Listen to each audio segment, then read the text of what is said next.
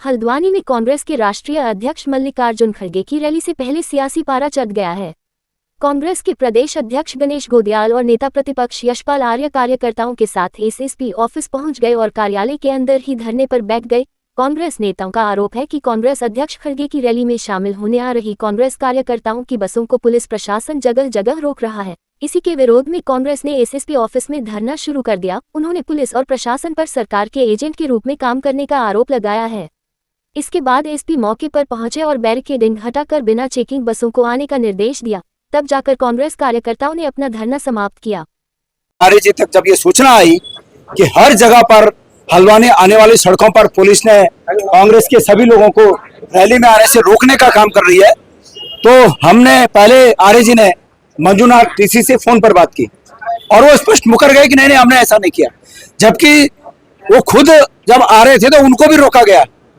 और पुलिस का ये कहना कि अराजक तत्व आ रहे हैं, ये पुलिस ये बात समझ रही है कि इस पवित्र उत्तराखंड की आबो हवा को पुलिस के द्वारा जो दूषित किया जा रहा है, ये ठीक बात नहीं है। राजनीतिक रैलियां होती हैं, लेकिन अगर पुलिस के अधिकारी इस प्रकार से मुख्यमंत्री के इशारे पर भारतीय जनता पार्टी के एजेंट बनकर अगर काम करेंगे, तो हमारे नेता यशपाल आर्य जी ने, हमारे करण मेहरा जी ने, मैंने और कांग्रेस के सभी हमारे सीनियर नेताओं ने ऐलान कर रखा है कि एक एक ऐसे अधिकारी को हम चिन्हित कर रहे हैं। और ये लोकतंत्र है, हमेशा किसी की नहीं रही, लेकिन कोई भी व्यक्ति, हम अपने लिए भी कहते हैं, हम किसी अधिकारी से उम्मीद नहीं करते हैं कि कोई हमारे लिए राजनीतिक काम करे, लेकिन अगर कोई बीजेपी के लिए इस तरह के कुछ विचारधारा से ग्रसित होकर अगर काम करेगा तो उसको माफ नहीं किया जाएगा, माफ नहीं किया जाएगा। ये ऐलान हम निर्देश दिए है एसएसपी ने कि यह रैली स्थल पर नहीं पहुंच पाए, बैरिकेड्स लगा दिए गए हैं। ये हमारी आवाज को दबा सकते हैं। एसएसपी, मैं कह रहा हूं, खुलेआम कह रहा हूं, एसएसपी मुख्यमंत्री के इशारे पर हमारे बसों को, जो हमारे कार्यकर्ता हैं, उनको रोकने की जो साजिश उसने की है, ये बर्दाश्त से बाहर है, बर्दाश्त से बाहर है। और मेरा कहना है, हमारे विवेक को नहीं रोक सकते हैं, इनकी हिम्मत नहीं है, डरी हुई है सरकार है, घबराई हुई सरकार है। इन्हें है कि बदलाव दिखाई दे रहा, हवा हमारे खिलाफ है, माहौल हमारे खिलाफ है, लेकिन ये हरकतें कर रहे हैं लोकतंत्र में इन्हें विश्वास नहीं है। और जिस तरह से यहाँ हजारों की तादाद में, मैंने कल भी कहा था, आप लोगों से कहा था कि हम कल हमसे सवाल करेंगे, आज हमसे सवाल करेंगे कि रैली में कितनी संख्या है। आज देख लीजिए, सरकार ने हर जगह बैरिकेड्स लगाकर रोकने की कोशिश की है, लेकिन हमारे कांग्रेस के साथी, हमारे सीनियर लीडर्स, हमारे आदरणीय हरक सिंह जी हों, आदरणीय गोदियाल जी हों, हमारे सम्मानित भाई करण मेहरा जी, सभी हमारे वरिष्ठ नेता यहाँ पर मौजूद हैं और हमने चुनौती दी है अपनी हरकतों से बाज आए प्रशासन।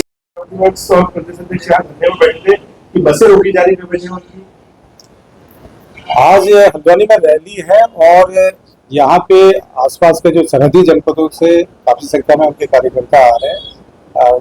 थोड़ी देर पहले यहाँ पे नेता प्रतिपक्ष और बाकी कांग्रेस के जो नेतागण हैं वो आए थे। उन्होंने ये आरोप लगाया था कि पुलिस अनावश्यक रूप से वाहनों को रोक रही है, जिसके कारण उनके कार्यकर्ता रैली में नहीं पहुंच पा रहे हैं। ये बात गलत है।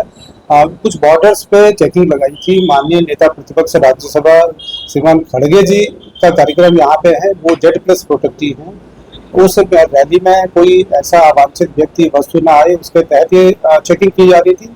उनके अनुरोध के बाद ये चेकिंग पॉइंट्स पे सभी को ये निर्देश दे दिया गया है कि जो रैली की गाड़ियां हैं, जो वाहन हैं, जो व्यक्ति हैं, उनको निर्बाध रूप से आने दिया जाए। कहीं भी किसी भी जगह पे उनको ना रोके जाए।